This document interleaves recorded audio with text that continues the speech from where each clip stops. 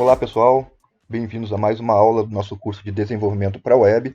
Eu me chamo Walter, estou com vocês aqui pelo canal Chutando o Balde, nesse nosso curso de HTML e CSS, que é a base para todo projeto de websites. Hoje falaremos sobre mais algumas novidades do CSS3, possibilidades que melhorarão o layout de vocês em relação a fundos e textos também. Vou abrir aqui o nosso projetinho de exemplo, utilizando o arquivo index para as edições. Já abri ele aqui no meu Notepad++ e vou abrir também aqui no navegador para que eu possa ver as modificações em tempo real aqui. Vou atualizando e vou vendo. Primeira novidade é uma coisa que já vimos, inclusive, como colocar transparências. Vimos com a propriedade opacity que podemos colocar transparências em elementos e tudo mais. Qual o problema de colocar algumas vezes transparências com opacity? Se eu colocar a transparência aqui nessa div, essa div aqui é a div fotografia, que tem aqui o canto arredondado em branco. Vou localizar aqui, ó, tem a fotografia e tem história. Vou colocar aqui um opacity para poder ver aqui de 0.4, para que fique bem transparente e eu possa ver o fundo através desse fundo branco ali, onde está o texto. Se eu salvar e atualizar, olha o que acontece. Ele fica transparente, porém, tudo fica transparente. A imagem fica transparente e o texto fica transparente. Uma coisa que eu gostaria é só o fundo ficasse transparente, não o texto e a imagem. Nada que estivesse contido na div ficasse transparente, e sim somente o fundo branco. Para isso, existe uma outra possibilidade que não é o opacity, que é a RGBA. Para isso, eu vou aplicar isso no background color. Ao invés do white aqui, eu vou utilizar como valor o RGBA. E entre parênteses vai o código da cor, o código RGB da cor. Existem vários sites que dão o código RGB da cor, são 3 valores numéricos separados por vírgula. E o branco eu já adianto para vocês que é o 255,255,255. Esse é o código RGB da cor branca. E este A é a transparência, é o canal alfa que chamamos tecnicamente. E ele é exatamente como opacidade, varia de 0 a 1, sendo que 1 não tem transparência, 0 tem transparência, e esses valores intermediários, 0.1, 0.2, eu consigo já ver uma transparência. Se eu colocar um 0.4 aqui, então, eu já vou ter os meus 60% de transparência, e percebam, somente no fundo. Olha que legal, a minha letra não fica transparente, a minha imagem não fica transparente, e meu fundo branco fica transparente, e eu consigo ver aqui a imagem de fundo também. Isso dá um efeito bem legal, é exatamente isso que eu queria rolando, inclusive dá para perceber um pouco mais aqui esse efeito. O RGBA ele é muito utilizado para aplicar transparências de fundo, então. E esta cor aqui, RGB, vocês podem buscar de diversos sites, inclusive do Photoshop. Eu já coloquei dicas para vocês em outros vídeos, deem uma olhada no curso completo, aí nos vídeos anteriores, que inclusive o Color Adobe é um ótimo um ótimo site para se buscar esses códigos RGB. Se vocês colocarem inclusive gerador de RGBA no Google, vocês vão ter vários sites que geram o código para vocês com controles deslizantes. Posso escolher a cor aqui, vou deslizando e vou vendo como fica a cor, ele vai gerando o código para mim, inclusive eu consigo ter uma prévia em tempo real aqui, e aqui está o meu código. Background Color RGBA. Exatamente como fica esta cor aqui, está aqui o meu código.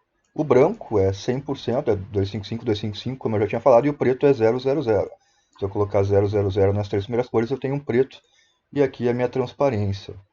Consigo fazer um efeito mais envidraçado de fundo, fica bem legal. Então esse é um dos sites, o RGBA Generator, e o Color Adobe que a gente já viu nas aulas passadas. Então usem e abusem do Background Color com o valor RGBA, muito utilizado para alternativas de transparências de fundo. Outra coisa que podemos fazer são as divisões de colunas em texto. Aqui eu só tenho uma coluna no meu texto, e principalmente quando eu tenho textos longos assim, e parágrafos longos, seria interessante talvez dividir em 2 colunas ou 3 e assim por diante. Isso em telas desktop, não em celular.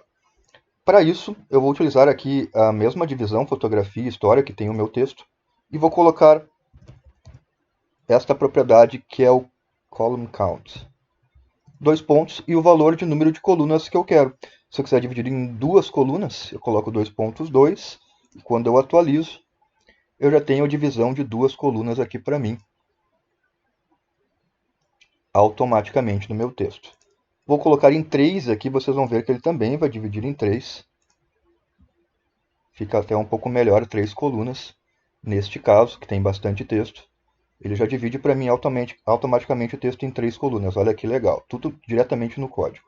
Agora, se eu quiser espaçar mais essas colunas, se quiser que o espaço entre as colunas seja maior, aqui está muito colado, eu vou usar uma outra propriedade depois dessa, vou colocar um ponto e vírgula aqui, que é o column gap.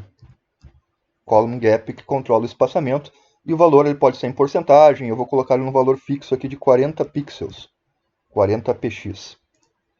Olha como a leitura fica um pouco melhor, porque o espaçamento entre uma coluna e outra fica exatamente 40 pixels. Olha que interessante. Eu posso também colocar um artefato, uma divisão, uma divisória entre as colunas. Para isso eu vou colocar aqui o column, que é uma outra propriedade. Rule style e solid de valor. Fazer uma linha sólida, que é isso que está dizendo aqui, lá no meu layout. Vamos ver como fica. Está lá uma linha divisória nas 3 colunas, ou 2, assim como eu dividi, assim por diante. Agora, se eu quiser alterar esta linha, eu posso colocar também, além de solid, todos os tipos de borda, os estilos e o tipo de borda que eu tinha, dashed, dotted, para pontuação. Vou colocar aqui dotted para vocês verem. Na aula que a gente fala sobre bordas em imagens com CSS, a gente aborda esses estilos. Eu tenho uma linha pontilhada ou com dashed tracejada e assim por diante. Essa linha é uma linha por padrão preta, mas eu posso mudar a cor dela também com uma outra propriedade depois que eu adicionei aqui essa rule style, que é a column rule color.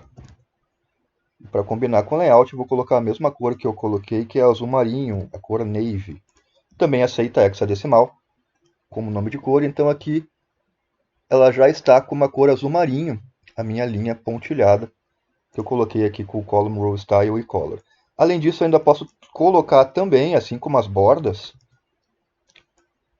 uma espessura para essa linha, com width e um valor em pixel. Vou colocar para 1 pixel e vocês vão ver que a linha vai ficar um pouco mais fina. Olha só, ficou bem fininha. E assim eu posso ir acertando a espessura. À medida que eu for aumentando, eu já tenho uma linha mais grossa de divisão. Claro que esse layout não está ainda responsivo. Se eu for diminuir aqui o layout, vocês vão ver que ele tem muitas falhas.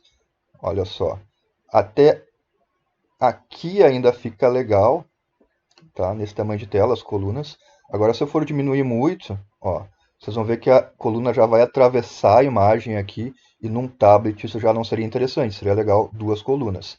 Então, quando eu diminuir o tamanho de tela, ele reconhecer automaticamente e quebrar para 2 colunas automaticamente. E para celular, que é menos ainda, olha como fica estranho, seria legal somente uma coluna. Esse tipo de reconhecimento de tamanho de tela e tudo mais, e fazer com que o número de colunas diminua automaticamente, será abordado em outras aulas, na aula final do curso, que abordaremos sobre conceitos de responsividade, adaptar esse nosso layout e consertar esses bugs para outros tamanhos de tela. Nos vemos até lá. Temos mais uma aula ainda, a aula 29, que abordaremos algumas outras novidades ainda sobre o CSS3 a nível visual. Depois encerraremos o curso e darei para vocês também mais dicas mesmo após o curso, de muitas outras coisas envolvendo desenvolvimento web. Até lá, grande abraço e até a próxima aula.